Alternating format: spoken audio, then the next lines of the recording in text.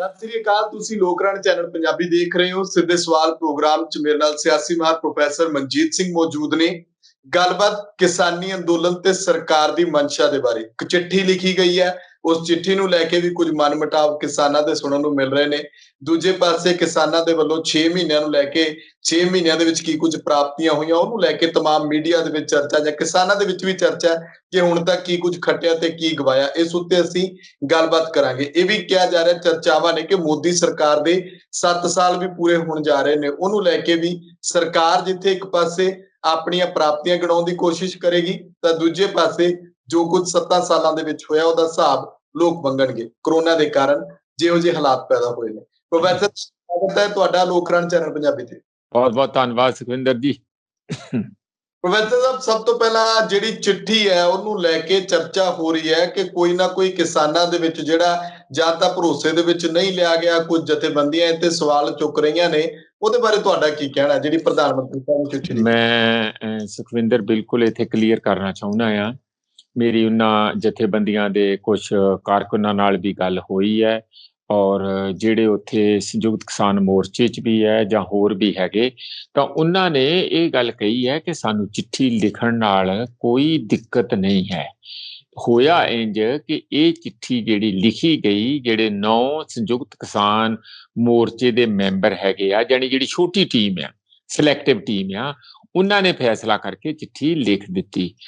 ਇਹਦੇ 'ਚ ਜਿਹੜੀਆਂ ਪੰਜਾਬ ਦੀਆਂ 32 ਯੂਨੀਅਨਾਂ ਆ ਜਾਂ ਹਰਿਆਣੇ ਵੱਲੋਂ ਤਾਂ ਨਹੀਂ ਕੁਛ ਕਿਹਾ ਗਿਆ, ਕਿਉਂਕਿ ਚੜੂਨੀ ਸਾਹਿਬ ਤੇ ਖੁਦ ਉਸ 9 ਦੇ ਮੈਂਬਰ ਹੈਗੇ। ਇਸੇ ਤਰੀਕੇ ਨਾਲ ਟਿਕਾਇਤ ਵੀ ਮੈਂਬਰ ਹੈਗੇ ਆ ਤੇ ਉਹਨਾਂ ਦੀਆਂ ਯੂਨੀਅਨਾਂ ਜਾਂ ਸੂਬਿਆਂ ਵੱਲੋਂ ਤਾਂ ਨਹੀਂ ਗੱਲ ਉੱਠੀ। ਪੰਜਾਬ ਦੇ ਜੋ ਜਿੰਨਾ ਕੁ ਮੈਨੂੰ ਪਤਾ, ਪੰਜਾਬ ਦੀਆਂ ਜਿਹੜੀਆਂ 32 ਯੂਨੀਅਨਾਂ, ਉਹਨਾਂ ਚੋਂ ਕੁਝ ਯੂਨੀਅਨਾਂ ਨੇ ਇਹ ਗੱਲ ਕਿਹਾ ਸੀਗਾ ਕਿ ਦੇਖੋ, ਜਦੋਂ ਐਡੀ ਵੱਡੀ ਕੋਈ ਗੱਲ ਆ, ਚਰਚਾ ਚ ਆਉਣੀ ਆ, ਪ੍ਰਧਾਨ ਮੰਤਰੀ ਨੂੰ ਚਿੱਠੀ ਆ, ਦੁਬਾਰਾ ਇੰਨੀ ਦੇਰ ਤੋਂ ਬਾਅਦ ਡਾਇਲੋਗ ਨੂੰ ਰਿਜ਼ਿਊਮ ਕਰਨ ਦੀ ਗੱਲ ਹੈਗੀ ਆ, ਤਾਂ ਸਾਨੂੰ ਵੀ ਪਹਿਲਾਂ ਪੰਜਾਬ ਵਾਲੀ ਬਾਡੀ ਜਿਹੜੀ 32 ਯੂਨੀਅਨਾਂ ਚ ਇਹਨੂੰ ਮਾੜਾ ਮੋਟਾ ਰਿੜਕ ਲੈਣਾ ਚਾਹੀਦਾ ਸੀ। ਹੋਰ ਉਹਨਾਂ ਨੇ ਕੁਝ ਨਹੀਂ, ਇਹ ਅੰਦਰੂਨੀ ਉਹਨਾਂ ਦੀ ਗੱਲ ਆ। ਪਰ ਜੇ ਇਹਨੂੰ ਇਸ ਕਿਸਮ ਦੀ ਪੋਰਟਰੇ ਕਰਨ ਦਾ ਜਾਏ ਕਿ ਦੇਖੋ ਜੀ ਇੰਜ ਹੋ ਗਿਆ, ਉਹਨੂੰ ਇੰਜ ਕਰਤਾ, ਇਹੋ ਜੀ ਕੋਈ ਗੱਲ ਨਹੀਂ ਹੈ।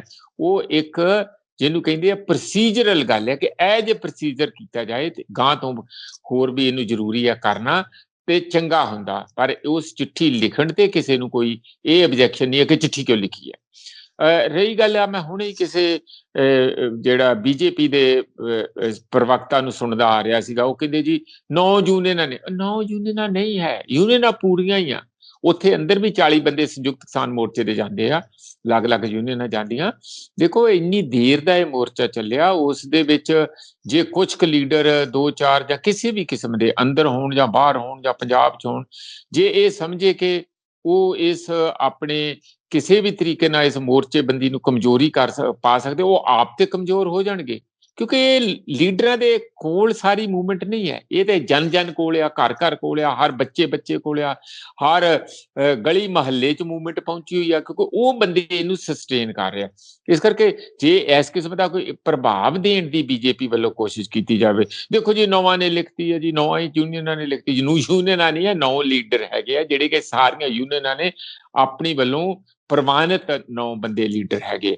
ਤੇ ਜੇ ਦੇਖੋ ਜ਼ਿਆਦਾ ਡੈਮੋਕ੍ਰੈਟਿਕ ਢੰਗ ਨਾਲ ਚੱਲਿਆ ਜਾਏ ਤੇ ਜ਼ਿਆਦਾ ਚੰਗਾ ਹੋਊਗਾ। ਪਹਿਲਾਂ ਵੀ ਹਮੇਸ਼ਾ ਚੱਲਦੇ ਰਹੇ, ਇਹ ਕੋਈ ਮੈਨੂੰ ਗੱਲ ਲੱਗਦਾ ਕਿ ਬਹੁਤ ਤੂਲ ਦੇਣ ਵਾਲੀ ਇਹ ਗੱਲ ਨਹੀਂ ਹੈ। ਸਵਾਲ ਜਿਹੜਾ ਸਭ ਤੋਂ ਇੰਪੋਰਟੈਂਟ ਹੈ ਸੁਖਵਿੰਦਰ, ਉਹ ਇਹ ਹੈ ਚਿੱਠੀ ਲਿਖੀ ਗਈ, ਕੁਛ ਮੀਡੀਆ ਨੇ ਇਹ ਸਮਝਿਆ, ਇਸ ਨੂੰ ਇੰਜ ਇੰਟਰਪ੍ਰੇਟ ਕੀ ਗੱਲ ਹੁਣ ਤੁਸੀਂ ਕਲਾਈਮ ਡਾਊਨ ਹੋ ਗਏ ਆ ਕਿ ਥੱਲੇ ਆ ਗਏ ਆ, ਕਿਉਂਕਿ ਕੀ ਤੁਸੀਂ ਆਪਣੀ ਕਮਜ਼ੋਰੀ ਦਿਖਾਈ ਹੈ ਚਿੱਠੀ ਲਿਖਣ? ਬਿਲਕੁਲ ਕੋਈ ਨਹੀਂ। ਇੱਥੇ ਰਾਜੇਵਾਲ ਸਾਹਿਬ ਔਰ ਅਗਰਾਹਾਂ ਵੱਡੀਆਂ ਯੂਨੀਅਨਾਂ ਦੇ ਵੱਡੇ ਲੀਡਰ ਆ, ਉਸ ਪ੍ਰੈਸ ਕਾਨਫਰੰਸਾਂ 'ਚ ਕਰਕੇ ਕਹਿ ਕੇ ਗਏ, ਕੋਈ ਇਹੋ ਜਿਹੀ ਗੱਲ ਨਹੀਂ ਹੈਗੀ।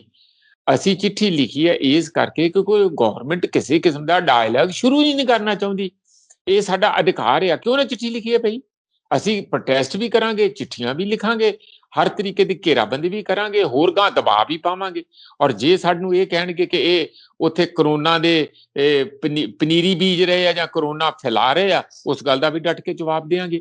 ਇਸ ਲਈ ਇਹ ਜਿਹੜੀ ਚਿੱਠੀ ਲਿਖੀ ਹੈ, ਇਹਦਾ ਮੁੱਖ ਮਕਸਦ ਇਹ ਹੈ ਕਿ ਜਿਹੜੀ ਸਾਡੀ ਗਤੀਰੋਧ ਪੈਦਾ ਹੋ ਗਿਆ, ਸਟੇਲਮੇਟ ਜਿਸ ਤਰ੍ਹਾਂ ਹੋ ਗਿਆ, ਜਮੂਦ ਜਿਹਨੂੰ ਕਹਿੰਦੇ ਆ ਗਿਆ, ਉਸ ਨੂੰ ਤੋੜਨ ਲਈ, ਜਗਾਉਣ ਲਈ, ਮੋਦੀ ਜੀ ਨੂੰ ਦੱਸਣ ਲਈ ਵੀ ਅਸੀਂ ਸੁੱਤੇ ਨਹੀਂ। ਆਹ ਚੱਕੋ ਚਿੱਠੀ, ਜਿਹੜੀ ਤੁਸੀਂ ਇੱਕ ਫੋਨ ਦੀ ਦੂਰੀ ਤੇ ਗੱਲ ਕਰਦੇ ਸੀ, ਚਲੋ ਫੋਨ ਤੇ ਪਤਾ ਨਹੀਂ ਨਾ ਨੰਬਰ ਦਿੱਤਾ ਨਾ ਫੋਨ ਆਇਆ ਸਾਨੂੰ।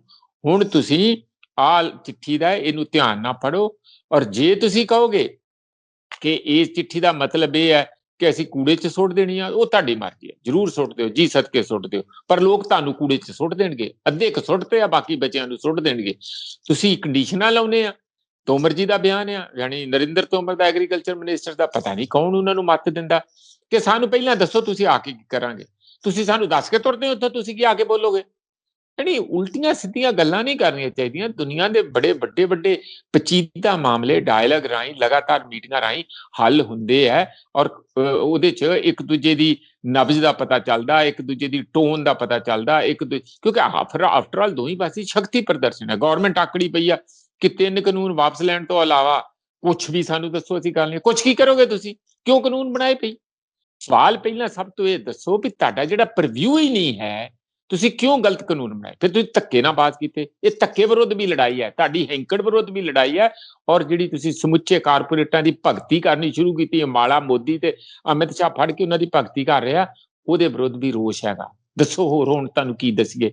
ਇਸ ਲਈ ਜੇ ਤੁਸੀਂ ਇਹ ਕੰਡੀਸ਼ਨਾਂ ਲਾਓ ਜਿਹੜੀਆਂ ਇਹ ਕਹਿ ਰਹੇ ਆ ਤੋਮਰ ਜੀ ਕਿ ਨਹੀਂ ਜੀ ਉਹਦੇ ਇਲਾਵਾ ਸਾਨੂੰ ਕੁਝ ਨਵਾਂ ਏਜੰਡਾ ਲੈ ਕੇ ਆਉਣ, ਕੋਈ ਫਲੈਕਸੀਬਲ ਹੋਣ, ਕੁਛ ਇੰਜ ਹੋਣ, ਕਿ ਫਲੈਕਸੀਬਿਲਿਟੀ ਸਾਡੇ ਹੀ ਹੱਡਾਂ 'ਚ ਵੜਨੀ ਚਾਹੀਦੀ ਹੈ। ਤੁਹਾਡੀ ਤੁਸੀਂ ਲੋਹਾ ਖਾਂਦੇ ਆ ਕਿ ਤੁਸੀਂ ਵੀ ਉਹੀ ਰੋਟੀ ਖਾਂਦੇ ਜਿਹੜੇ ਅਨਾਜ ਪੈਦਾ ਕਰਦੇ ਆ। ਇਸ ਲਈ ਸਾਰੇ ਲੋਕ ਉਹ ਉਸੇ ਹੀ ਧਰਤੀ ਦੇ ਜਾਏ ਹੈਗੇ ਆ, ਉਹ ਕੁਝ ਹੀ ਖਾਂਦੇ ਪੀਂਦੇ ਆ, ਉਹਨਾਂ ਹੀ ਕਿਸਾਨਾਂ ਦਾ ਪੈਦਾ ਕੀਤਾ ਖਾਂਦੇ ਪੀਂਦੇ ਆ। ਕੋਈ ਜ਼ਿਆਦਾ ਆਪਣੇ ਆਪ ਨੂੰ ਸਖਤ ਤੇ ਅਕੜੂ ਤੇ ਕੋਈ ਆਪਣਾ ਦੂਸਰੀ ਦੁਨੀਆ ਤੋਂ, ਰੱਬ ਤੋਂ ਆਸ਼ੀਰਵਾਦ ਲੈ ਕੇ ਆਇਆ ਨਾ ਸਮਝੇ। ਸਾਰੇ ਬਰਾਬਰ ਆ, ਆਪਣੀ ਜ਼ਿੰਮੇਵਾਰੀ ਸਮਝਣੀ ਚਾਹੀਦੀ ਹੈ। ਕਿਸਾਨ ਡਟੇ ਹੋਏ ਆ, ਔਰ ਇਸ ਚਿੱਠੀ ਦਾ ਮਾਨੇ ਇਹੀ ਹੈ ਕਿ ਤੁਸੀਂ let us have table talk, ਬੈਠੀਏ। ਜੇ ਕਿਸੇ ਦੀ ਕੋਈ ਦਿੱਕਤ ਹੋਊਗੀ ਅਸੀਂ ਘਰ ਜਾ ਕੇ ਆਪੋ ਆਪਣੀਆਂ ਗੱਲਾਂ ਕਰਕੇ ਮੀਟਿੰਗ ਕਰਕੇ ਦੁਬਾਰਾ ਆ ਜਾਾਂਗੇ। ਪਰ ਤੁਸੀਂ ਕੰਡੀਸ਼ਨਾਂ ਲਾ ਕੇ ਕਰਦੇ ਆ, ਕਿਹੜੇ ਕਿਹੜੇ ਵਿਦੇਸ਼ ਨਾਲ ਕਰ ਰਹੇ ਆ, ਚੀਨ ਨਾਲ ਗੱਲ ਕਰ ਰਹੇ ਆ। ਜਿੱਥੇ ਕਰਨੀ ਚਾਹੀਦੀ ਉੱਥੇ ਤੇ ਗੱਲ ਹੁੰਦੀ ਨਹੀਂ, ਤੁਹਾਨੂੰ ਤਰੇੜੀਆਂ ਆਉਂਦੀਆਂ, ਕਿਸਾਨਾਂ ਦੇ ਭਾਰੀ ਬਣਦੇ ਆ। ਇਹ ਬਹੁਤ ਮਾੜੀ ਗੱਲ। ਹਾਂਜੀ ਸੁਖਵਿੰਦਰ। ਪ੍ਰੋਫੈਸਰ ਸਾਹਿਬ, ਜਿਸ ਤਰੀਕੇ ਦੇ ਨਾਲ ਹੁਣ ਅਗਲਾ ਸਵਾਲ ਹੈ ਕਿ 6 ਮਹੀਨੇ ਅੰਦੋਲਨ ਨੂੰ ਪੂਰੇ ਹੋਣ ਜਾ ਰਹੇ ਨੇ, ਤਮਾਮ ਵਿਰੋਧੀ ਸਿਆਸੀ ਪਾਰਟੀਆਂ ਉਹ ਵੀ ਕਿਸਾਨਾਂ ਨੂੰ ਸਹਿਯੋਗ ਦੇ ਰਹੀਆਂ ਨੇ, ਸਭ ਨੇ ਚਿੱਠੀਆਂ ਲਿਖ ਦਿੱਤੀਆਂ, ਤੇ ਇੱਕ ਪਾਸੇ ਪਾਰਟੀ ਹੈ ਜਿਹੜੀ ਇਸ ਸਾਰੇ ਮਸਲੇ ਦੇ ਵਿੱਚ ਏਦਾਂ ਲੱਗਦਾ ਕਿ ਹੁਣ ਉਹ ਇੱਕ ਖੂੰਜੇ ਦੇ ਵਿੱਚ ਹੈ ਕਿ ਸਾਰੇ ਉਹਨਾਂ ਦੇ ਹੁਣ ਖਿਲਾਫ ਨੇ ਕਿ ਤੁਸੀਂ ਆਖਿਰਕਾਰ ਚੱਲ ਕੀ ਰਿਹਾ। ਬੀਜੇਪੀ ਦੇ ਅੰਦਰੋਂ ਵੀ ਬਹੁਤ ਕੁਝ ਹੈ, ਤੇ ਹੁਣ 6 ਮਹੀਨੇ ਦੀਆਂ ਪ੍ਰਾਪਤੀਆਂ ਬਾਰੇ ਜਿਹੜਾ ਉਹ ਥੋੜਾ ਬਹੁਤਾ ਇਹਦੇ ਉੱਤੇ ਵੀ ਗੱਲਬਾਤ ਹੋਣੀ ਚਾਹੀਦੀ ਹੈ ਕਿ 6 ਮਹੀਨਿਆਂ 'ਚ ਖੱਟਿਆ ਕੀ ਤੇ ਗਵਾਇਆ ਕੀ। ਆਖਰੀ ਜਿਹੜੀ ਘਟਨਾ ਵਾਪਰੀ, ਜਿਹੜਾ ਹਰਿਆਣੇ ਦੇ ਵਿੱਚ ਕਿਸਾਨਾਂ ਤੇ ਪਰਚਾ ਹੋਇਆ, ਉਹਨੂੰ ਇੱਕ ਵੱਡੀ ਪ੍ਰਾਪਤੀ ਦੱਸਿਆ ਜਾ ਰਿਹਾ ਕਿ ਕਿਸਾਨਾਂ ਦੀ ਜਿਹੜੀ ਉਹ ਤਾਕਤ ਦਾ ਹੀ ਜਿਹੜਾ ਉਹ ਆਪਾਂ ਦੇਖ ਸਕਦੇ ਹਾਂ ਕਿ ਕਿਸ ਤਰੀਕੇ ਦੇ ਨਾਲ ਕਿਸਾਨਾਂ ਦੀ ਤਾਕਤ ਅੱਗੇ ਸਰਕਾਰ ਚੁੱਕੀ, ਪਰਚੇ ਰੱਦ ਕਰ ਦਿੱਤੇ ਗਏ। ਮਤਲਬ ਕਿ ਹਾਲੇ ਵੀ ਉਹ ਤਾਕਤ ਜਿਹੜੀ ਕਿਸਾਨਾਂ ਦੇ ਅੰਦਰ ਹੈਗੀ ਆ, ਜਿਹਨੂੰ ਸਰਕਾਰ ਲਗਾਤਾਰ ਜਿਹੜੀ ਦਬਾਉਣ ਦੀ ਕੋਸ਼ਿਸ਼ ਕਰ ਰਹੀ ਹੈ। ਸੁਖਵਿੰਦਰ ਜੀ, ਜਿਹੜੇ ਹੱਕ ਸੱਚ ਦੀ, ਇਨਸਾਫ ਦੀਆਂ ਲੜਾਈਆਂ ਹੁੰਦੀਆਂ, ਉਹ ਖੱਟਣ ਖੋਣ ਦੇ ਸ਼ਬਦਾਵਲੀ ਦੇ ਨਾਲ ਨਾਪੀਆਂ ਨਹੀਂ ਜਾ ਸਕਦੀਆਂ। ਮੈਨੂੰ ਇਹ ਦੱਸੋ, ਜੇ ਕੋਈ ਇਹ ਸਵਾਲ ਕਰੇ ਅੱਜ ਦੀ ਤਰੀਕ ਦੇ ਵਿੱਚ ਕਿ ਗੁਰੂ ਨਾਨਕ ਦੇਵ ਜੀ ਨੂੰ ਵਪਾਰ ਕਰਨ ਲਈ ਭੇਜਿਆ ਤੇ ਉਹਨਾਂ ਨੇ ਕੀ ਖੱਟਿਆ, ਉਹ ਤੇ ਸਾਧਾਂ ਨੂੰ ਰੋਟੀ ਖਵਾ ਕੇ ਆ ਗਏ ਤੇ ਸਾਰੀ ਉਮਰ ਪੈਦਲ ਚੱਲਦੇ ਰਹੇ, ਤੇ ਵੀ ਉਹ ਤੇ ਫਿਰ ਅਜਾੜੂ ਪੋਤੀ ਸੀਗਾ, ਕੀ ਕੀਤਾ। ਜੇ ਆਪਾਂ ਇਹ ਗੱਲ ਕਹੀਏ ਕਿ ਸਾਰਾ ਸਰਬੰਸ ਗੁਰੂ ਗੋਬਿੰਦ ਸਿੰਘ ਜੀ ਨੇ ਵਾਰਤਾ, ਲੜਾਈਆਂ ਕੀਤੀਆਂ ਬੜੀਆਂ ਬੜੀਆਂ, ਦਬੰਗੀ ਸ਼ੇਰ ਵਾਂਗੂ ਭੁੱਕੇ, ਖਾਲਸਾ ਪੰਥ ਸਾਜਿਆ, ਈਨ ਨਹੀਂ ਮੰਨੀ, ਪਿੱਛੇ ਨਹੀਂ ਹਟੇ, ਫਿਰ ਆਪਾਂ ਕਹੀਏ ਕਿ ਸਾਰਾ ਕੁਝ ਗਵਾ ਕੇ ਹੀ ਗਏ ਨਾ ਜੀ, ਕੀ ਮਿਲਿਆ, ਪਾਇਆ ਕੀ। ਇਸ ਤਰ੍ਹਾਂ ਸੱਚਾਈਆਂ ਦੀ ਲੜਾਈ ਨੂੰ ਇਸ ਭਾਸ਼ਾ ਦੇ ਵਿੱਚ ਨਾ ਤੇ ਆਪਾਂ ਸੋਚ ਸਕਦੇ ਹਾਂ, ਪਰਿਭਾਸ਼ਿਤ ਕਰ ਸਕਦੇ ਹਾਂ, ਨਾ ਸਾਨੂੰ ਇਸ ਤਰੀਕੇ ਨਾਲ ਉਹਨਾਂ ਨੂੰ ਇਵੈਲੂਏਟ ਕਰਨਾ ਚਾਹੀਦਾ। ਇਹ ਸਵਾਲ ਹੈ ਕਿ ਇੱਕ ਇਨਸਾਫ ਦੀ ਲੜਾਈ ਹੈ। ਇਹ ਧਰਤੀ ਸਭ ਦੀ ਸਾਂਝੀ ਆ, ਪਾਣੀ, ਹਵਾ, ਸਭ ਕੁਝ, ਜੰਗਲ ਸਭ ਦਾ ਸਾਂਝਾ, ਰੱਬ ਨੇ ਭੇਜਿਆ, ਰੱਬ ਦੀ ਜਾਇਦਾਦ ਹੈ, ਰੱਬ ਇਹਦਾ ਮਾਲਕ ਆ। ਇਹ ਕੌਣ ਹੁੰਦੇ ਆ ਸਾਡੇ ਇੱਥੇ ਮੰਡੀਆਂ ਪਾ ਕੇ ਲੋਕਾਂ ਨੂੰ ਤੰਗ ਕਰਨ ਵਾਲੇ? ਕੌਣ ਹੁੰਦੇ ਆ ਉਹਨਾਂ ਨੂੰ ਸਦੀਆਂ ਤੋਂ ਜਿਹੜੇ ਆਪਣੇ ਵੰਸ਼ ਦੇ ਨਾਲ ਪੀੜ੍ਹੀ ਦਰ ਪੀੜ੍ਹੀ ਉਸ ਮਿੱਟੀ ਦੀ ਸੁਗੰਧ ਦੇ ਨਾਲ ਕਸਮ ਖਾ ਕੇ ਉੱਥੇ ਰਹਿੰਦੇ ਆ, ਮਿੱਟੀ ਨਾਲ ਮਿੱਟੀ ਹੁੰਦੇ ਆ, ਲੜਦੇ ਆ, ਔਰ ਉੱਥੇ ਆਪਣਾ ਜੀਵਨ ਨਿਰਵਾਹ ਕਰ ਰਿਹਾ। ਇਹ ਆ ਗਏ ਉੱਥੋਂ। ਇੰਨਾ ਤੇ ਈਸਟ ਇੰਡੀਆ ਕੰਪਨੀ ਨਹੀਂ ਸੀ ਧੱਕਾ ਕਰਦੀ ਜਿੰਨਾ ਇਹਨਾਂ ਨੇ ਸ਼ੁਰੂ ਕਰ ਦਿੱਤਾ। ਉਹਨਾਂ ਨੇ ਵੀ ਲੋਕਾਂ ਨੂੰ ਜ਼ਮੀਨਾਂ ਦੇ ਅਧਿਕਾਰ ਦਿੱਤੇ, ਜੇ ਕਿਤੇ ਕੋਈ ਵੱਧ ਘੱਟ ਹੁੰਦੀ ਸੀ ਕੁਝ ਕਰਦੇ ਸੀ। ਮੈਂ ਨਹੀਂ ਕਹਿੰਦਾ ਉਹ ਵੀ ਉਹਨਾਂ ਨੂੰ ਲੈ ਆਈਏ ਵਾਪਸ, ਮੈਂ ਨਹੀਂ ਇਹ ਕਹਿੰਦਾ, ਪਰ ਤੁਸੀਂ ਤੇ ਆਪਣੇ ਆ, ਤੁਸੀਂ ਤੇ ਸਵਦੇਸ਼ੀ ਆ, ਤੁਸੀਂ ਤੇ ਦੇਸ਼ ਭਗਤ ਆ। ਤੁਸੀਂ ਇਹ ਕੰਮ ਕਰੋਗੇ ਕਿ ਇੱਕ ਚਿੱਠੀ ਦਾ ਜਵਾਬ ਤੱਕ ਨਹੀਂ ਦਿਓਗੇ? ਸ਼ਰਮ 'ਚ ਡੁੱਬ ਕੇ ਮਰਨਾ ਚਾਹੀਦਾ। ਤੁਸੀਂ ਨੌਕਰ ਆ ਇਹਨਾਂ ਲੋਕਾਂ ਦੇ, ਕਿਸਾਨਾਂ ਦੇ ਨੌਕਰ ਆ। ਤੁਸੀਂ ਪ੍ਰਧਾਨ ਮੰਤਰੀ ਦਾ ਤੁਹਾਨੂੰ ਇੰਨਾ ਜੋਸ਼ ਚੜ ਗਿਆ, ਹੋਮ ਮਿਨਿਸਟਰੀ ਦਾ ਤੁਹਾਨੂੰ ਇੰਨਾ ਜਿਹੜਾ ਨਸ਼ਾ ਚੜਿਆ ਕਿ ਬੇਹੋਸ਼ ਹੋਏ ਫਿਰਦੇ ਆ ਤੁਸੀਂ, ਇਹ ਲੋਕ ਉਤਾਰ ਦੇਣਗੇ। ਲੋਕ ਪਿੱਛੇ ਨਹੀਂ ਹਟਣ ਵਾਲੇ। ਕਾਰਨ ਮੈਂ ਦੱਸਦਾ ਕਿਉਂ ਨਹੀਂ ਪਿੱਛੇ ਹਟਣ ਵਾਲੇ। ਕਰੋਨਾ ਆਏ, ਹੜ ਆਏ, ਭੁਚਾਲ ਆਏ, ਕੁਛ ਵੀ ਹੋ ਜਾਏ, ਇਹ ਲੋਕ ਪਿੱਛੇ ਨਹੀਂ ਹਟਣਗੇ, ਅੱਗੇ ਜਾਣਗੇ। ਲੋਕ ਹੋਰ ਅੱਗੇ ਵਧਣਗੇ, ਮੂਵਮੈਂਟ ਹੋਰ ਅੱਗੇ ਵਧੂਗੀ। ਕਾਰਨ ਬੜਾ ਸਾਫ਼, ਇਹ ਬਚਾਅ ਦੀ ਲੜਾਈ ਹੈ, ਇਨਸਾਫ ਦੀ ਲੜਾਈ ਤੇ ਹੈ ਹੀ, ਸਚਾਈ ਦੀ ਜਿੱਤ ਲਈ ਲੜਾਈ ਤੇ ਹੈ ਹੀ, ਨਾਲੋਂ ਨਾਲ ਇੱਕ ਜੀਵਨ ਨੂੰ ਬਚਾਉਣ ਦੀ ਲੜਾਈ ਹੈ। ਉਹ ਇਨਸਾਨ ਜਿਹੜੇ ਧਰਤੀ ਦੇ ਜਾਏ ਆ, ਜੇ ਉਹਨਾਂ ਤੋਂ ਜ਼ਮੀਨ ਖੋਲੀ ਜਾਏ ਤੇ ਫਿਰ ਉਹਨਾਂ ਦੇ ਪੱਲੇ ਕੀ ਰਹਿੰਦਾ? ਆਉਣ ਵਾਲੀਆਂ ਜਿਹੜੀਆਂ ਪੀੜ੍ਹੀਆਂ ਉਹ ਕਿੱਥੇ ਜਾਣਗੀਆਂ? ਬਾਹਰ ਤੇ ਕਿਤੇ ਕੋਈ ਹੈ ਹੀ ਨਹੀਂ। ਸ਼ਹਿਰਾਂ 'ਚ ਤੇ ਗੰਦਗੀ ਹੈ, ਸ਼ਹਿਰਾਂ 'ਚ ਤੇ ਪੋਲੂਸ਼ਨ ਹੈ, ਸ਼ਹਿਰਾਂ ਦਾ ਜੀਵਨ ਤੇ ਕੋਹੜੀ ਜੀਵਨ ਹੈਗਾ। ਉਹ ਚਾਹੁੰਦੇ ਆ ਕਿ ਸਾਨੂੰ ਜੀਵਨ ਸਾਡਾ ਉੱਥੇ ਬਚਿਆ ਰਹੇ, ਜਿਹੋ ਜਿਹਾ ਵੀ ਚੰਗਾ ਮਾੜਾ ਹੈਗਾ। ਤੁਸੀਂ ਉਹਨੂੰ ਸੁਧਾਰਨ ਦੀ ਜਗ੍ਹਾ ਉਲਟਾ ਉਹਨਾਂ ਨੂੰ ਖਦੇੜਨਾ ਸ਼ੁਰੂ ਕਰਤਾ। ਉਹ ਤੇ ਪਹਿਲਾਂ ਹੀ ਰੱਬੋਂ ਖਦੇੜੇ ਪਏ ਆ। ਤੁਸੀਂ ਉਹਨਾਂ ਨੂੰ ਭਾਅ ਨਹੀਂ ਦਿੰਦੇ, ਉਹਨਾਂ ਨੂੰ ਤੁਸੀਂ ਕੋਈ ਉਹਨਾਂ ਦੇ ਚਾਰ ਪੈਸੇ ਨਹੀਂ। ਕਰਜ਼ਾ ਇੰਨਾ ਮਣਾ ਮੂੰਹ ਚੜਿਆ ਕਿ ਫਾਰਮਰ ਤੇ ਪਹਿਲਾਂ ਹੀ ਸੁਸਾਈਡ ਕਰ ਰਿਹਾ, ਆਤਮ ਹੱਤਿਆ ਕਰਦੇ। ਉਸ ਜਹਾਲਤ ਚੋਂ ਕੱਢਣ ਦੀ ਜਗ੍ਹਾ ਤੁਸੀਂ ਇਹ ਸੋਚ ਲਿਆ ਜਿਵੇਂ ਪੁਰਾਣੇ ਕੋਈ ਸ਼ਾਹੂਕਾਰ ਹੁੰਦੇ ਸੀ, ਚੰਗਾ ਜੀ ਹੁਣ ਮੇਰਾ ਜਿਹੜਾ ਇਹ ਜੇ ਕਰਜ਼ਾਈ ਹੈ, ਜਿਹਨੂੰ ਕਰਜ਼ਾ ਦਿੱਤਾ ਉਹ ਮਰਨ ਲੱਗਾ, ਭੁੱਖਾ ਮਰਨ ਲੱਗਾ, ਹੁਣ ਉਹਦੀ ਜ਼ਮੀਨ ਆਪਣੇ ਨਾਲ ਲਵਾ ਲਓ। ਇਹ ਕੰਮ ਹੈ, ਇਹ ਕੰਮ ਸਰਕਾਰ ਕਰ ਰਹੀ ਹੈ, ਵੱਡੇ ਪੱਧਰ ਤੇ ਕਰ ਰਹੀ ਹੈ। ਪੂਰੇ ਦੇਸ਼ ਦੀ ਜ਼ਮੀਨ ਉਹਨਾਂ ਨੂੰ ਫੜਾਉਣਾ ਚਾਹੁੰਦੀ ਹੈ। ਇਸ ਲਈ ਇਹ ਮੂਵਮੈਂਟ ਜਿਹੜੀ ਹੈ ਨਾ, ਇਹ ਇਸ ਇਨਸਾਫ ਲਈ ਹੈ। ਇਹੀ ਕਾਰਨ ਹੈ। ਇਹ ਗੱਲ ਕੱਲੀ ਕਿਸਾਨਾਂ ਨੂੰ ਨਹੀਂ, ਸ਼ੁਰੂ ਕਿਸਾਨਾਂ ਨੇ ਕੀਤੀ ਹੈ, ਸਮੁੱਚੇ ਦੇਸ਼ ਦੇ ਆਵਾਮ ਦੀ ਇਹ ਮੂਵਮੈਂਟ ਬਣ ਜਾਣੀ ਹੈ। ਇਸ ਰੀਜਨ 'ਚ ਤੇ ਸਮੁੱਚੇ ਲੋਕ ਮੂਵਮੈਂਟ ਤੇ ਬਣੀ ਬੁਣੀ ਹੈ, ਲੋਕ ਸੰਘਰਸ਼ ਤੇ ਬਣਿਆ ਹੀ ਬਣਿਆ ਆ। ਕਿਸਾਨਾਂ ਨੇ ਮਤਲਬ ਪਾਰਟੀਆਂ ਨਾਲੋਂ ਵੀ ਅੱਗੇ ਵੱਧ ਕੇ ਆਪਣੀ ਭੂਮਿਕਾ ਨਿਭਾਈ ਹੈ। ਔਰ ਪਾਰਟੀਆਂ ਜਿਸ ਤਰ੍ਹਾਂ ਤੁਸੀਂ ਹੁਣੇ ਫਰਮਾਇਆ ਪਿੱਛੇ ਖਿੱਚੀਆਂ ਗਈਆਂ। ਉਹ ਆਪਣੀ ਪੋਲਿਟਿਕਸ ਜਿਹੜੀ ਰਵਾਇਤੀ ਪੋਲਿਟਿਕਸ ਆ, ਉਹ ਬਿਨਾਂ ਕਿਸਾਨ ਦਾ ਨਾਂ ਲਿਆ ਆਪਣੇ ਆਪ ਨੂੰ ਨਾ ਕਾਬਿਲ ਸਮਝਦੇ ਆ, ਨਾ ਅਹਿਲ ਸਮਝਦੇ ਆ ਕਿ ਅਸੀਂ ਕਿਵੇਂ ਲੋਕਾਂ ਨੂੰ ਮੂੰਹ ਦਿਖਾ ਲੈਣ ਜਾਵਾਂਗੇ, ਖਾਸ ਕਰ ਇਸ ਰੀਜਨ ਦੇ ਵਿੱਚ ਜੇ ਅਸੀਂ ਕਿਸਾਨਾਂ ਦੀ ਨਹੀਂ ਗੱਲ ਕਰਦੇ। ਤੇ 12 ਪਾਰਟੀਆਂ, ਕੇਰਲਾ ਤੋਂ ਲੈ ਕੇ ਪੱਛਮੀ ਬੰਗਾਲ ਤੱਕ, ਸਟਾਲਨ ਦੀ DMK, ਸਮਾਜਵਾਦੀ ਪਾਰਟੀ, ਜਿਹੜੀ RJD ਉਹਨਾਂ ਦੇ, ਫਿਰ ਤੁਸੀਂ ਕਾਂਗਰਸ ਦੇ ਵਿੱਚ ਹੈ ਹੀ ਹੈ, ਈਵਨ ਸ਼ਿਵ ਸੈਨਾ, ਮਤਲਬ ਸ਼ਿਵ ਸੈਨਾ ਤੱਕ ਦੀਆਂ ਪਾਰਟੀਆਂ, ਸਾਰੀਆਂ ਪਾਰਟੀਆਂ, 12 ਪਾਰਟੀਆਂ, ਜੰਮੂ ਕਸ਼ਮੀਰ ਵਾਲੀ ਜਿਹੜੀ ਅਬਦੁੱਲਾ ਹੋਣਾ ਦੀ, ਤੇ ਉਹਨਾਂ ਨੇ ਸਾਰਿਆਂ ਨੇ ਮਿਲ ਕੇ ਗੁਹਾਰ ਲਾਈ ਆ ਕਿ ਬਸ ਕਰੋ ਯਾਰ, ਬਹੁਤ ਹੋ ਗਿਆ। ਇਹ ਹਾਲਾਤ ਘਰੋ ਘਰੀ ਕਿਸਾਨਾਂ ਨੂੰ ਭੇਜਣ ਦੇ ਆ, ਉਹਨਾਂ ਦੇ ਘਰਾਂ 'ਚ ਦੁੱਖ ਤਕਲੀਫਾਂ ਆ, ਪਿੰਡਾਂ 'ਚ ਕਰੋਨਾ ਵੱਡੇ ਪੱਧਰ ਤੇ ਫੈਲਿਆ ਹੋਇਆ, ਕੋਈ ਦਵਾਈ ਸਿਹਤ ਸਹੂਲਤ ਹੈ ਨਹੀਂ, ਡਾਕਟਰ ਹੈ ਨਹੀਂ। ਇਹਨਾਂ ਹਾਲਾਤਾਂ 'ਚ ਉਹ ਘਰਾਂ 'ਚ ਹੋਣੇ ਚਾਹੀਦੇ ਸੀ, ਪਰ ਇਹਨਾਂ ਨੂੰ ਕੋਈ ਉਹ ਦੁੱਖ ਦਰਦ ਸਮਝ ਨਹੀਂ ਆਉਂਦਾ ਹੈ। ਇਹ ਮਤਲਬ ਇਹ ਦਾਨਵ ਆ ਕਿ ਦੇਵਤੇ ਹੈ, ਇਹਨਾਂ ਨੇ ਫੈਸਲਾ ਕਰਨਾ। ਇਹ ਦਾਨਵਵਾਦੀ ਬਿਰਤੀ ਹੈਗੀ ਆ, ਇਹ ਕੋਈ ਦੇਵਤਿਆਂ ਵਾਲੀ ਬਿਰਤੀ ਜਾਂ ਸਮਝਦਾਰੀ ਦੀ ਬਿਰਤੀ ਨਹੀਂ ਹੈਗੀ। ਕਿਉਂਕਿ ਸੁਖਵਿੰਦਰ ਬੜੀ ਸਾਫ਼ ਗੱਲ ਆ, ਅਸੀਂ ਵੋਟਾਂ ਪਾ ਕੇ ਲੋਕਾਂ ਨੇ ਇਹਨਾਂ ਨੂੰ ਕੋਈ ਜ਼ਿੰਮੇਵਾਰੀ ਦਿੱਤੀ ਹੈ। ਇਹ ਇਸ ਜ਼ਿੰਮੇਵਾਰੀ ਦੇ ਜਾਂ ਸਮਝ ਲਓ ਦੇਸ਼ ਦੇ ਟਰਸਟੀ ਹੈ, ਜਿਸ ਤਰ੍ਹਾਂ ਕੋਈ ਟਰਸਟ ਹੁੰਦਾ। ਇਹਨਾਂ ਤੇ ਭਰੋਸਾ ਕੀਤਾ ਹੋਇਆ ਲੋਕਾਂ ਨੇ ਕਿ ਤੁਸੀਂ ਤੁਹਾਨੂੰ ਵੋਟਾਂ ਪਾਉਣੇ ਆ, ਤੁਸੀਂ ਸਾਡੇ ਆ ਕੰਮਾਂ ਦਾ ਖਿਆਲ ਰੱਖਣਾ, ਤਾਂ ਅਸੀਂ। ਪਰ ਜੇ ਉਹੋ ਹੀ ਇਹਨਾਂ ਨੂੰ ਡੰਡਾ ਲੈ ਕੇ ਕੁੱਟਣ ਮਾਰਨ ਤੇ ਆ ਜਾਣਗੇ ਤੇ ਲੋਕ ਕਹਿਣਗੇ ਸਾਡੀ ਜਿਹੜਾ ਅਸੀਂ ਤੁਹਾਨੂੰ ਵਰਡਿਕਟ ਦਿੱਤਾ ਸੀ ਉਹ ਅਸੀਂ ਵਾਪਸ ਲੈਨੇ ਆ, ਅਸੀਂ ਤੁਹਾਨੂੰ ਚੱਕ ਕੇ ਸਮੁੰਦਰ 'ਚ ਸੁੱਟਾਂਗੇ। ਮਤਲਬ ਮੈਟਾਫੋਰਿਕਲੀ ਕਹਿੰਦਾ, ਲਿਟਰਲੀ ਨਹੀਂ ਉਸ ਕਰਦੇ। ਕੋਈ ਇਨਸਾਫ ਪਸੰਦੀ ਦੀ ਮੂਵਮੈਂਟ ਕਿਸੇ ਦੇ ਨਾਲ ਬੇਇਨਸਾਫੀ ਨਹੀਂ ਕਰਦੀ, ਪਰ ਉਹਨੂੰ ਸਬਕ ਤੇ ਸਿਖਾਉਣਾ ਪਊਗਾ ਕਿ ਤੁਸੀਂ ਰਸਤੇ ਤੇ ਆਓ। ਅਸੀਂ ਤੁਹਾਨੂੰ ਕੋਈ ਜ਼ਿੰਮੇਵਾਰੀ ਦਿੱਤੀ ਹੈ, ਤਨਖਾਹ ਦਿੰਨੇ ਆ, ਸੁੱਖ ਸਹੂਲਤਾਂ ਦਿੰਨੇ ਆ, ਕੋਠੀਆਂ ਗੱਡੀਆਂ, ਤੁਸੀਂ ਹਜ਼ਾਰ ਕਰੋੜ ਦਾ ਜਹਾਜ਼ ਲੈ ਕੇ ਚੜ੍ਹਨਾ ਪਸੰਦ ਕਰਦੇ ਆ, 10 ਲੱਖ ਦਾ ਸੂਟ ਤੁਹਾਨੂੰ ਚੰਗਾ ਲੱਗਦਾ।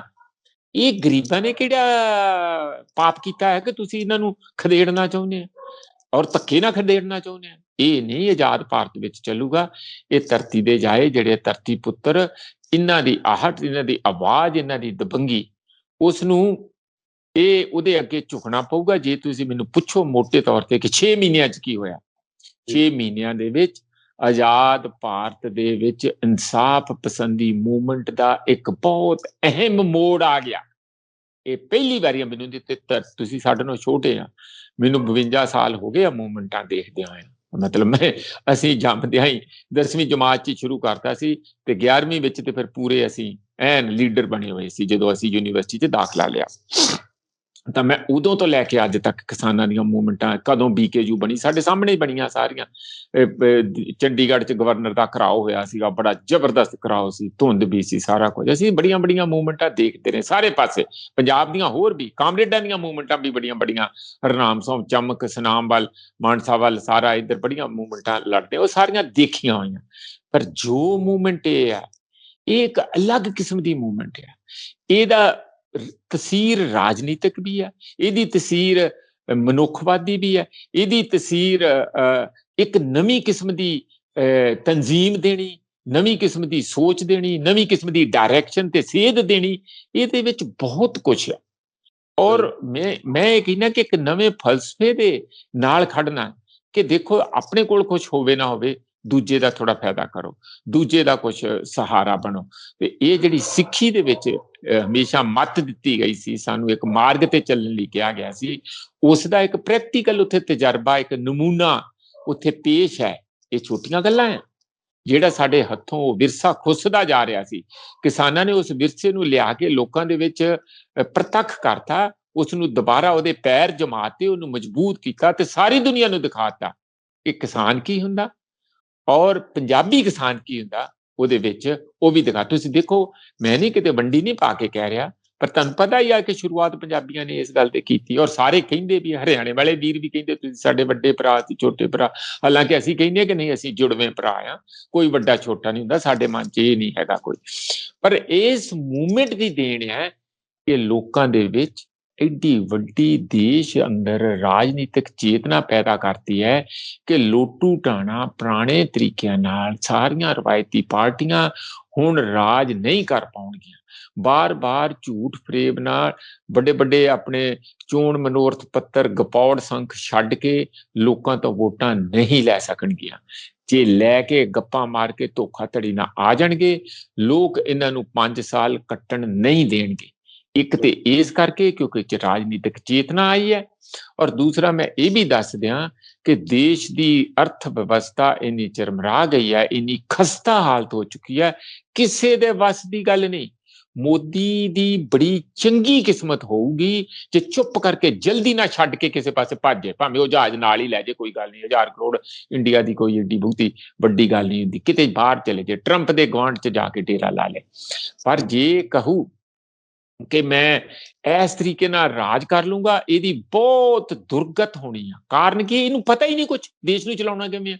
ਇਹ ਤੇ ਚਵਾਤੀਆਂ ਲਾ ਲਾ ਕੇ ਸੱਤਾ 'ਚ ਆਉਣ ਵਾਲੇ ਆ। ਕਦੀ ਜੀ ਤੁਸੀਂ ਬੁੱਧ ਪੂਰਨਿਮਾ ਦੇ ਨਾਲ 26 ਤਰੀਕ ਨੂੰ ਕਾਲਾ ਦਿਨ ਕਿਉਂ ਰੱਖਦੇ? ਭਾਈ ਬੁੱਧ ਕਾਦੇ ਲਈ ਖੜੇ ਸੀਗੇ? ਬੁੱਧ ਸਾਡੇ ਆ, ਸਾਡੇ ਅੰਦਰ ਆ ਬੁੱਧ, ਅਸੀਂ ਉਹਨਾਂ ਨੂੰ ਨਮਨ ਕਰਦੇ ਹਾਂ, ਅਸੀਂ ਰਾਮ ਨੂੰ ਵੀ ਨਮਨ ਕਰਦੇ ਹਾਂ। ਸਾਡੇ 'ਚ ਕਿੱਥੇ ਸਿੱਖੀ ਦੇ ਵਿੱਚ ਕਿੱਥੇ ਦਿਖਾਇਆ ਗਿਆ ਕਿ ਦੂਜੇ ਦੇ ਧਰਮ ਨੂੰ ਨਫ਼ਰਤ ਕਰੋ ਬਈ?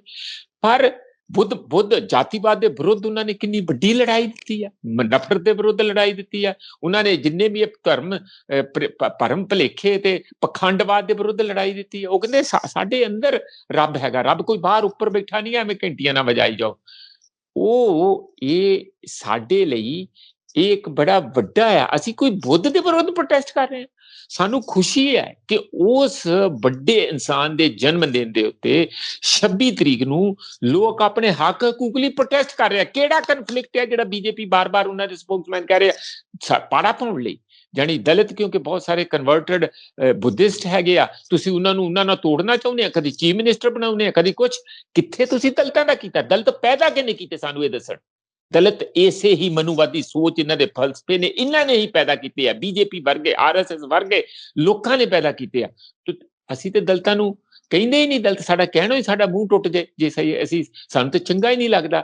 ਪਰ ਇਹ ਗੱਲ ਠੀਕ ਹੈ ਕਿ ਅਸੀਂ ਆਪਣੀਆਂ ਕਮਜ਼ੋਰੀਆਂ ਵੀ ਮੰਨਦੇ ਹਾਂ ਕਿ ਜਿੰਨੀ ਸਾਨੂੰ ਅੱਜ ਤੱਕ ਇਸ ਜਾਤੀਵਾਦ ਦੇ ਵਿਰੁੱਧ ਲੜਾਈ ਵੱਡੇ ਪੱਧਰ ਤੇ ਲਗਾਤਾਰ ਜਾਰੀ ਰੱਖਣੀ ਚਾਹੀਦੀ ਸੀਗੀ ਗੁਰੂ ਗੋਬਿੰਦ ਸਿੰਘ ਜੀ ਜਾਂ ਬੰਦਾ ਬਹਾਦਰ ਤੋਂ ਬਾਅਦ, ਉਹ ਨਹੀਂ ਰੱਖ ਪਾਏ। ਸਾਡੇ 'ਚ ਕਮਜ਼ੋਰੀਆਂ ਆਈਆਂ, ਪਰ ਅਸੀਂ ਉਹ ਕਮਜ਼ੋਰੀਆਂ ਦੂਰ ਕਰਾਂਗੇ ਇਸ ਤਰੀਕੇ ਨਾਲ। ਹਰ ਹਾਲਾਤ ਨੂੰ ਕਮਿਊਨਲਾਈਜ਼ ਕਰ ਦੇਣਾ ਕਿ ਤੁਸੀਂ ਜੀ 26 ਤਰੀਕ ਦਾ ਦੇਣੀ ਕਿਉਂ ਚੁਣਿਆ? ਤੁਹਾਨੂੰ ਪਤਾ 26 ਤਰੀਕ ਦਾ, ਕਿਉਂਕਿ 26 ਤਰੀਕ ਨੂੰ 6 ਮਹੀਨੇ ਪੂਰੇ ਹੁੰਦੇ ਆ। ਇਸ ਤਰ੍ਹਾਂ ਇਹ ਥੋੜੀ ਕਿ ਬੁੱਧ ਪੂਰਨਿਮਾ ਨੂੰ ਅਸੀਂ ਕਾਲਾ ਕਰਨ ਲਈ ਕੀਤਾ। ਇਸ ਕਿਸਮ ਦੀ ਕਾਲੀ ਸੋਚ ਇਹਨਾਂ ਦੀ, ਇਸ ਕਿਸਮ ਦੀ ਕਮਿਊਨਲ ਤੇ ਜ਼ਹਿਰੀਲੀ ਸੋਚ ਆ ਕਿ ਹਰ ਜਗ੍ਹਾ ਦੇਸ਼ ਦੇ ਵਿੱਚ ਮੰਡੀਆਂ ਪਾਈ ਜਾਂਦੇ, ਜਿਹੜੀ ਕਿ ਇਹਨਾਂ ਦੀ ਸੈਂਟਰਲ ਫਲਸਫੇ ਦਾ ਹਿੱਸਾ ਆ। ਸਾਡਾ ਫਲਸਫਾ ਆ ਸਾਰਿਆਂ ਨੂੰ ਗਲੇ ਲਾਓ, ਮਾਨਵਤਾ ਨੂੰ ਗਲੇ ਲਾਓ, ਸਾਰਿਆਂ ਨੂੰ ਪਿਆਰ ਕਰੋ, ਸਤਿਕਾਰ ਕਰੋ, ਕੁਰਬਾਨੀ ਦੂਜਿਆਂ ਲਈ ਕਰੋ। ਇਹਨਾਂ ਦਾ ਬਿਲਕੁਲ ਇਹਦੇ ਉਲਟ ਆ। ਮੈਂ ਨਿੱਕੀ ਗੱਲ ਕਹਿ ਕੇ ਗੱਲ ਖਤਮ ਕਰਦਾ। ਹੁਣ ਇੱਕ ਦੂਸਰੇ ਚੈਨਲ ਤੇ ਸੁਖਵਿੰਦਰ ਜੀ, ਇਹਨਾਂ ਦਾ ਇੱਕ ਪ੍ਰਵਕਤਾ ਬੀਜੇਪੀ ਦਾ ਕਹਿ ਰਿਹਾ ਸੀ, ਤੁਸੀਂ ਜੀ ਈਦ ਵਾਲੇ ਦਿਨ ਮੁਸਲਮਾਨ ਭਾਈਚਾਰੇ ਨੂੰ ਗਲਵੱਕੜੀਆਂ ਲਾ ਕੇ ਮਿਲੇ ਆ, ਪਰ ਜਿੱਦਣ ਦੀਵਾਲੀ ਸੀ ਉਹ ਕਾਲੀ ਦੀਵਾਲੀ ਮਨਾਈ, ਤੁਸੀਂ ਹਿੰਦੂਆਂ ਦੇ ਵਿਰੋਧ ਆ। ਸ਼ਰਮ ਦੀ ਕੋਈ ਹਜਾ ਦੀ ਇਹਨਾਂ ਨੂੰ ਕੋਈ ਲਿਮਿਟ ਹੈਗੀ ਆ? ਕੀ ਸਾਡਾ ਨਹੀਂ ਹੈ ਦੀਵਾਲੀ? ਸਾਡੇ ਬੱਚੇ ਨਹੀਂ ਦੀਵਾਲੀ? ਮੈਂ ਤੇ ਬਚਪਨ ਤੋਂ ਅਸੀਂ ਪਟਾਕੇ ਚਲਾਉਂਦੇ ਰਹੇ, ਸਾਡੀ ਵੀ ਦੀਵਾਲੀ ਆ। ਦੀਵਾਲੀ ਦੇ ਵਿੱਚ ਧਰਮ ਹੁੰਦਾ ਕੋਈ? ਅਰੇ ਰਾਮ ਨੂੰ ਨਾ ਵੰਡੋ, ਰਾਮ ਸਾਰਿਆਂ ਦਾ ਆ। ਰਾਮ ਕਿਤੇ ਤੁਹਾਡੀ ਪ੍ਰਾਈਵੇਟ ਪ੍ਰਾਪਰਟੀ ਨਹੀਂ ਹੈ, ਜਾਇਦਾਦ ਨਹੀਂ ਹੈ। ਤੁਸੀਂ ਜਿਹਨੂੰ ਪੋਲੀਟੀਕਲ ਨਾਰੇ ਲਾ ਕੇ ਜੈ ਸ਼੍ਰੀ ਰਾਮ ਕਰਕੇ ਦੇਸ਼ ਦੇ ਵਿੱਚ ਮੰਡੀਆਂ ਪਾਈ ਜਾਂਦੇ ਆ ਤੇ ਉਹਦਾ ਰਾਜਨੀਤੀਕਰਨ ਕਰਕੇ ਤੁਸੀਂ ਆਪਣੇ ਰਾਜਨੀਤਿਕ ਸੱਤਾ ਲੈਣੀ ਚਾਹੁੰਦੇ ਆ। ਮਤ ਕਰੋ, ਇਹ ਦੇਸ਼ ਟੁੱਟ ਜਾਊਗਾ, ਦੇਸ਼ ਕਮਜ਼ੋਰ ਹੋ ਜਾਊਗਾ। ਪਹਿਲਾਂ ਅੰਗਰੇਜ਼ ਆਏ ਸੀ, ਹੁਣ ਚੀਨ ਆ ਜਾਊਗਾ, ਤੁਸੀਂ ਦੇਖਦੇ ਰਹਿ ਜਾਓਗੇ। ਇਹ ਕੰਮ ਬੰਦ ਕਰਨ।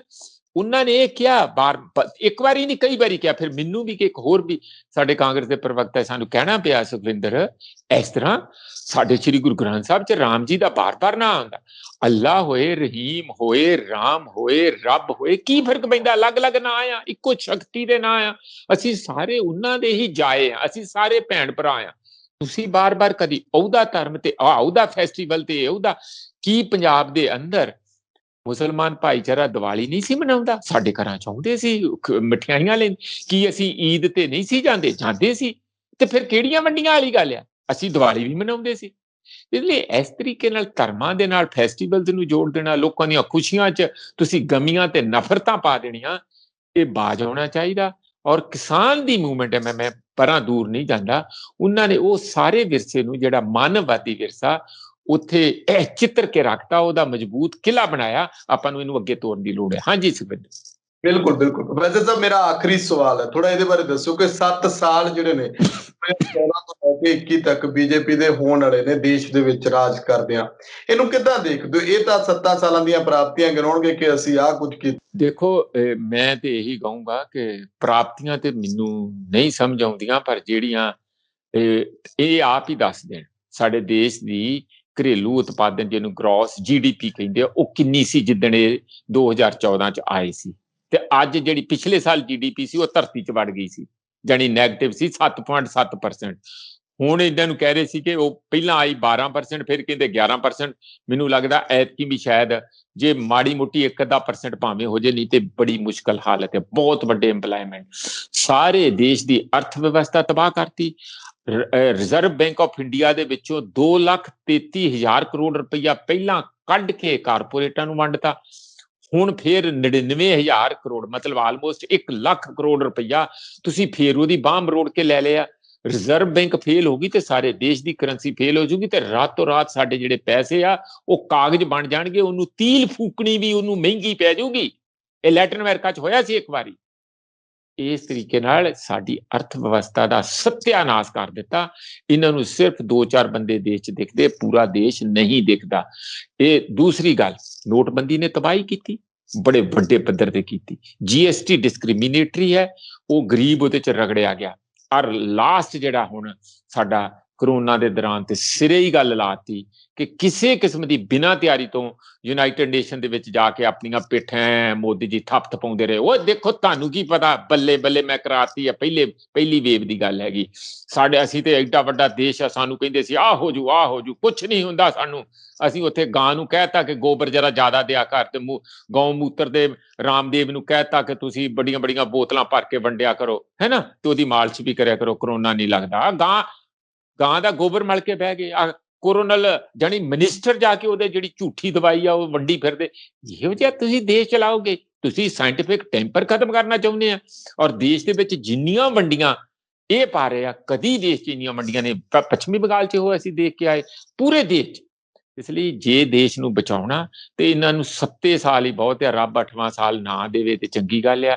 ਇਹ ਸਾਡੇ ਦੇਸ਼ ਦੇ ਹਿੱਤ ਦੀ ਗੱਲ ਹੋਊਗੀ, ਇਹ ਬੀਜੇਪੀ ਦੇ ਵੀ ਹਿੱਤ ਦੀ ਗੱਲ ਹੋਊਗੀ, ਇਹ ਹਰ ਧਰਮ ਤੇ ਹਰ ਸਮੁਦਾਇ ਦੇ ਹਿੱਤ ਦੀ ਗੱਲ ਹੋਊਗੀ। ਘੱਟੋ ਘੱਟ ਇਹ ਜਿਹੜੀ ਹੁਣ ਵਾਲੀ ਲੀਡਰਸ਼ਿਪ ਆ, ਇਹਨੂੰ ਤੇ ਤੁਰੰਤ ਸੁਖਵਿੰਦਰ ਪਰਾਂ ਕਰ ਦੇਣ। ਗੜਕੜੀ ਲੈ ਆਉਣ, ਹੋਰ ਲੈ ਆਉਣ, ਪਤਾ ਨਹੀਂ ਉਹ ਕਿਹੋ ਜਿਹੇ ਹੋਣਗੇ, ਉਹ ਤੇ ਵੇਖ ਲਾਂਗੇ, ਰਾਜਨਾਥ ਹੋਵੇ ਕੋਈ ਵੀ ਹੋਰ ਹੋਵੇ। ਇਹਨਾਂ ਦੇ ਹੱਥੋਂ ਕੋਈ ਚੰਗਾ ਕੰਮ ਨਹੀਂ ਹੋ ਸਕਦਾ, ਜਿਹੜੇ ਹੁਣ ਦੋਵੇਂ ਜੋੜੀ ਆ ਮੋਦੀ ਤੇ ਅਮਿਤ ਸ਼ਾਹ ਦੀ। ਇਹ ਬੀਜੇਪੀ ਦੀ ਮਰਜ਼ੀ ਆ, ਪਰ ਨਹੀਂ ਤੇ ਬੜੀ ਛੇਤੀ ਆ ਹੋਰ 2 ਮਹੀਨਿਆਂ ਬਾਅਦ ਦੇਖ ਲਿਓ, ਇਹ ਕਿਸਾਨ ਟਿੱਡੀ ਦਲ ਵਾਂਗੂ ਪੂਰੇ ਦੇਸ਼ ਦੇ ਵਿੱਚ ਫੈਲ ਜਾਣਗੇ। ਬੀਜੇਪੀ ਦੇ ਜਿੱਥੇ ਵੀ ਪੱਤੇ ਹਰੇ ਹਰੇ ਹੋ ਗਏ, ਸਭ ਖਾ ਕੇ ਚਮਟ ਕਰ ਜਿਹੜੇ ਆ ਠੁੰਡਰ ਠੁੰਡਰ ਕਰ ਦੇਣਗੇ। ਹਾਂਜੀ, ਸ਼ੁਕਰੀਆ ਪ੍ਰੋਫੈਸਰ ਸਾਹਿਬ, ਧੰਨਵਾਦ ਸਮਾਂ ਦੇਣ ਲਈ। ਬਹੁਤ ਬਹੁਤ ਧੰਨਵਾਦ ਜੀ ਸੁਖਵਿੰਦਰ ਜੀ, ਤੁਹਾਡਾ, ਤੁਹਾਡੀ ਟੀਮ ਦਾ, ਔਰ ਸਾਡੇ ਸਰੋਤਿਆਂ ਦਾ ਵੀ ਬਹੁਤ ਬਹੁਤ ਸ਼ੁਕਰੀਆ। ਸੋ ਮੇਰੇ ਨਾਲ ਮੌਜੂਦ ਸਨ ਸਿਆਸੀ ਮਾਹਰ ਪ੍ਰੋਫੈਸਰ ਮਨਜੀਤ ਸਿੰਘ। ਸਿੱਧੇ ਸਵਾਲ ਪ੍ਰੋਗਰਾਮ 'ਚ ਕਿਸਾਨਾਂ ਦੇ 6 ਮਹੀਨੇ ਤੇ ਬੀਜੇਪੀ ਦੇ 7 ਸਾਲ, ਇਹਦੇ ਉੱਤੇ ਅਸੀਂ ਗੱਲਬਾਤ ਕੀਤੀ ਹੈ। ਤੁਸੀਂ ਆਪਣੇ ਵਿਚਾਰ ਕਮੈਂਟ ਜ਼ਰੂਰ ਕਰਿਓ। ਲੋਕ ਰਾਣੇ ਚੈਨਲ ਪੰਜਾਬੀ ਨੂੰ ਸਬਸਕ੍ਰਾਈਬ ਕਰੋ। ਮੈਨੂੰ ਇਜਾਜ਼ਤ ਦਿਓ, ਧੰਨਵਾਦ।